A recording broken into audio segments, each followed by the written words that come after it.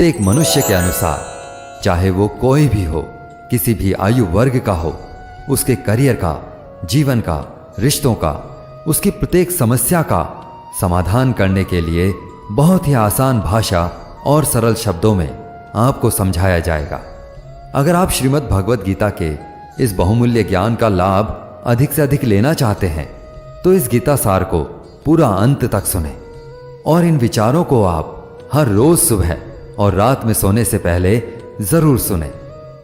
कहते हैं श्रीमद् भगवद गीता सिर्फ एक धर्म के लिए नहीं है, बल्कि इसे धरती के हर इंसान को पढ़ना और समझना चाहिए ताकि वह अपनी जिंदगी में सुख, शांति और सफलता को प्राप्त कर सके। श्रीमद् भगवद गीता एकमात्र ऐसा ग्रंथ है जो मनुष्य को जीने का सही तरीका बताती है।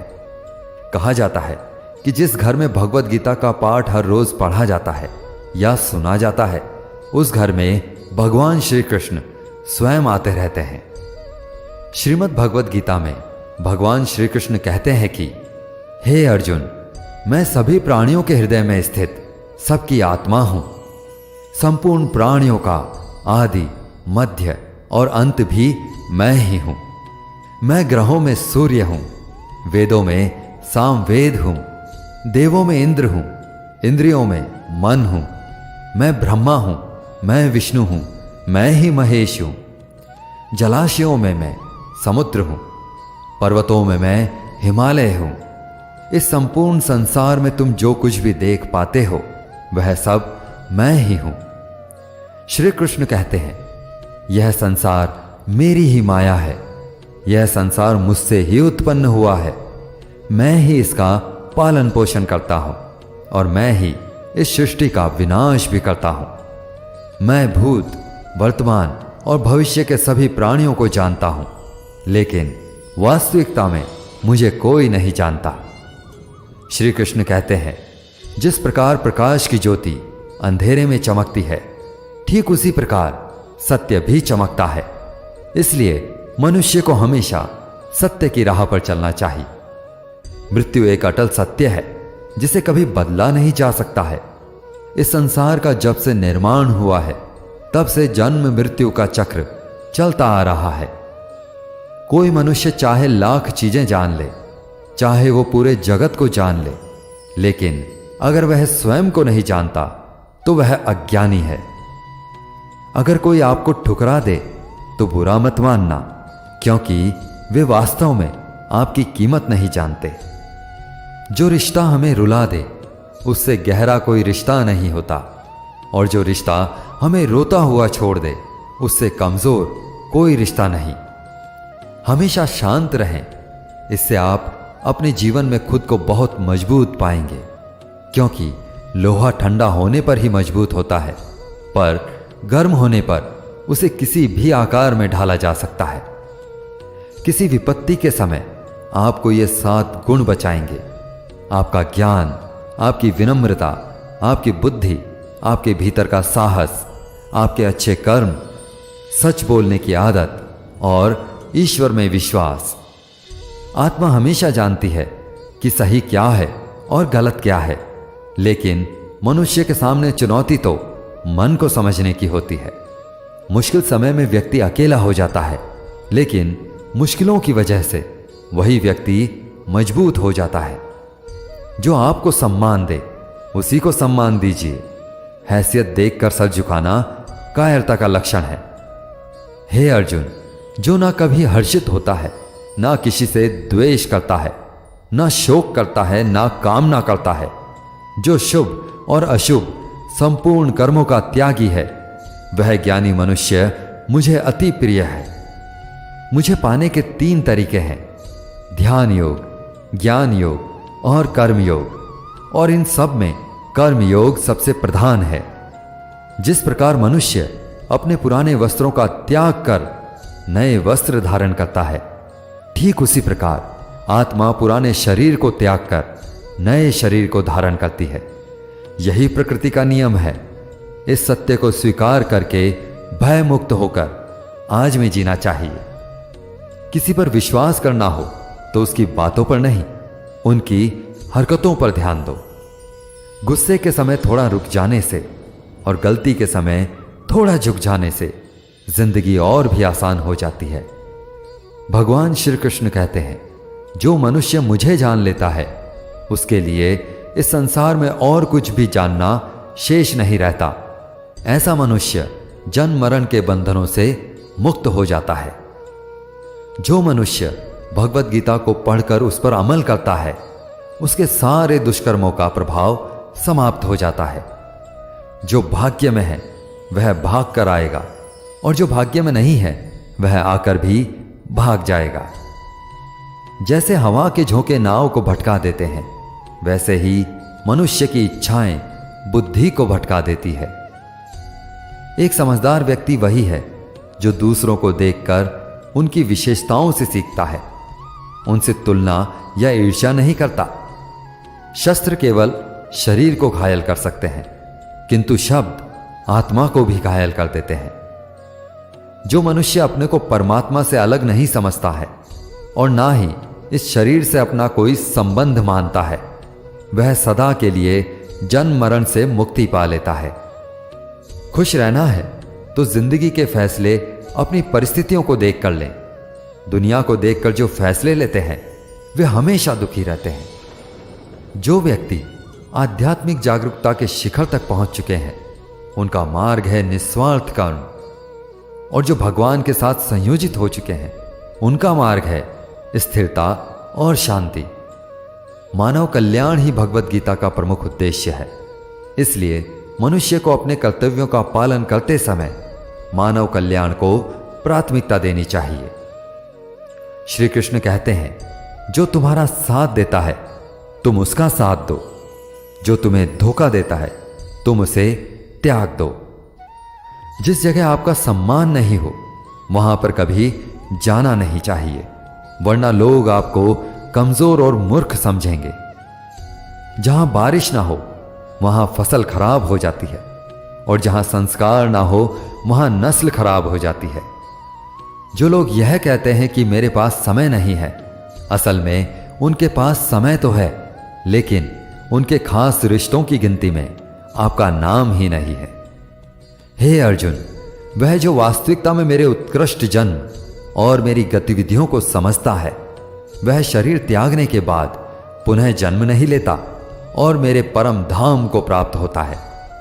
वह व्यक्ति जो सभी इच्छाएं त्याग देता है और मैं और मेरा की लालसा और भावनाओं से मुक्त हो जाता है, उसे अपार शांति की प्राप्ति होती है। जिस मनुष्य के अंदर ज्ञान की कमी होती है और ईश्वर में श्रद्धा नहीं होती, वह मनुष्य जीवन में कभी भी आनंद और सफलता को प्राप्त नहीं कर पाता। ईश्वर ने हमें जो कुछ भी दिया है वही हमारे लिए पर्याप्त है, और यही एक अटल सत्य भी है। संयम, सदाचार, स्नेह एवं सेवा, ये गुण सत्संग के बिना नहीं आते। ईश्वर से की गई प्रार्थना से इंसान की स्थिति या तकदीर बदले या ना बदले, पर उस प्रार्थना से इंसान के चरित्र में जरूर बदलाव आता है। बात इतनी मधुर रखो कि कभी वापस भी लेनी पड़े तो स्वयं आपको कड़वी ना लगे। खुद में थोड़ा स्वाभिमान होना जरूरी है, वरना लोग आपको वहां भी दबाने की कोशिश करेंगे जहां आपका अधिकार है। कोई एक महापुरुष आत्मा को आश्चर्य की भांति देखता है, वैसा ही दूसरा कोई महापुरुष ही इसके तत्व का आश्चर्य की भांति वर्णन करता है, तथा दूसरा कोई अधिकारी पुरुष ही इसे आश्चर्य की भांति सुनता है, और कोई कोई तो सुनकर भी इसको नहीं जानता। श्री भगवान कहते हैं, दुख सुख को समान समझने वाले जिस धीर पुरुष को ये इंद्रिय और विषयों के सहयोग व्याकुल नहीं करते, वह मोक्ष के योग्य होता है। जब तक तुम अपने आप से नहीं हार जाओ, तब तक दुनिया की कोई ताकत तुम्हें हरा नहीं सकती। कमजोर तुम नहीं, तुम्हारा वक्त है, और वक्त सबका बदलता है। तुम बस अपना कर्म करते रहो। जिसने कभी संकट नहीं देखा, उसे अपनी ताकत का कभी एहसास नहीं होगा। जो दूसरों की तकलीफों को समझते हैं, जिनमें दया है, जो दिल के अच्छे हैं, उन्हें दोबारा जन्म नहीं लेना पड़ता है। किसी को कुछ देकर घमंड मत कर। क्या पता तू दे रहा है या पिछले जन्म का कर्ज चुका रहा है। घमंडी मनुष्य का वंश, वैभव और प्रतिष्ठा तीनों ही चले जाते हैं। विश्वास ना हो तो रावण, कौरव और कंस को देख लो। चुप रहने से बड़ा कोई जवाब नहीं और माफ कर देने से बड़ी कोई सजा नहीं। जिस मनुष्य के पास सब्र की ताकत है, उस मनुष्य की ताकत का कोई मुकाबला नहीं कर सकता। हमारी व्यर्थ की चिंता और मन का भय एक ऐसा रोग होता है जिससे हमारी आत्मीय शक्ति बिखर जाती है। मनुष्य को जीवन की चुनौतियों से भागना नहीं चाहिए और ना ही भाग्य और ईश्वर की इच्छा जैसे बहानों का प्रयोग करना चाहिए। यज्ञ से बचे हुए अन्न को खाने वाले श्रेष्ठ पुरुष सब पापों से मुक्त हो जाते हैं, और जो पापी लोग अपना शरीर पोषण करने के लिए ही अन्न पकाते हैं, वे तो पाप को ही खाते हैं। अर्थात जो लोग ईश्वर को याद किए बिना अपने जिंदा रहने में ही लगे रहते हैं, उन्हें चोर समझना चाहिए। केवल ज्ञान ही एक ऐसा अक्षय तत्व है जो कहीं भी, किसी भी अवस्था में और किसी भी हाल में मनुष्य का साथ नहीं छोड़ता। धरती पर जिस प्रकार मौसम में बदलाव आता है, उसी प्रकार जीवन में भी सुख दुख आता जाता रहता है। युद्ध हो या जीवन, सफलता केवल 3 शस्त्रों से प्राप्त होती है: धर्म, धैर्य और साहस। कोई भी मनुष्य अपने जन्म से नहीं बल्कि अपने कर्मों से महान बनता है। कुछ पाना है तो खुद पर भरोसा कीजिए, क्योंकि सहारे कितने भी सच्चे और अच्छे क्यों ना हो, साथ छोड़ ही जाते हैं। मित्र गरीब है या अमीर, यह मायने नहीं रखता, बल्कि वह आपके बुरे समय में आपका साथ कितना देता है, यह मायने रखता है। धर्म चाहे जो भी हो, अच्छे इंसान बनो। हिसाब हमारे कर्म का होगा, धर्म का नहीं।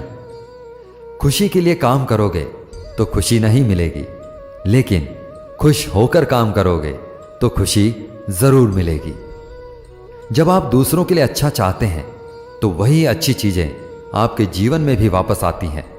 यही प्रकृति का नियम है। आपका मूल्य इससे तय नहीं होता कि आप क्या हैं, यह इससे तय होता है कि आप खुद को क्या बनाने की क्षमता रखते हैं। हंसता हुआ मन और हंसता हुआ चेहरा, यही सच्ची संपत्ति है। जितना इंतजार वो आपसे करवा रहा है, स्मरण रखिएगा, समय आने पर वो इतना देगा कि संभाल भी नहीं पाओगे। कोई आपका साथ ना दे तो निराश मत होना, क्योंकि परमात्मा से बड़ा हमसफर कोई नहीं होता। खुशी आजादी पर निर्भर होती है और आजादी इस बात पर निर्भर होती है कि आप कितने साहसी हैं। विश्वास के बगैर इस दुनिया में कोई रिश्ता ज्यादा देर तक कायम नहीं रह सकता। यदि किसी भूल के कारण कल का दिन दुख में बीता है, तो उसे याद करके आज का दिन व्यर्थ ना करें। बहुत से ऐसे लोग हैं जो कर्म करते हुए ही परम सिद्धि को प्राप्त हुए थे। जनक इत्यादि ज्ञानी जन भी आसक्ति रहित कर्म द्वारा ही परम सिद्धि को प्राप्त हुए थे। इसलिए मनुष्य को हमेशा अच्छे कर्म करने चाहिए और फल की अभिलाषा से दूर रहना चाहिए।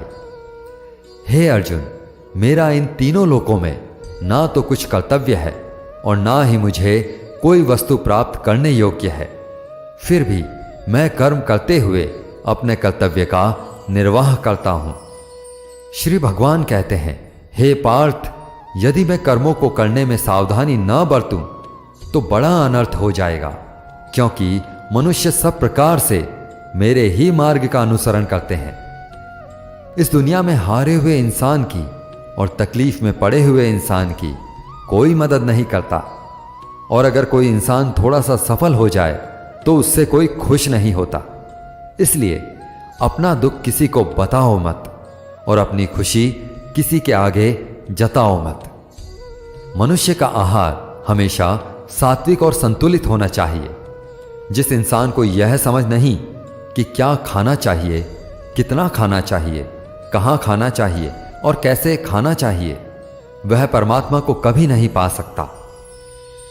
जो मंदबुद्धि मनुष्य सिर्फ दिखावे के लिए कहता है कि उसने समस्त इंद्रियों को वश में कर लिया है, परंतु वह मन ही मन उन इंद्रियों के विषय का चिंतन करता रहता है, वह मनुष्य मिथ्याचारी अर्थात दंभी कहा जाता है।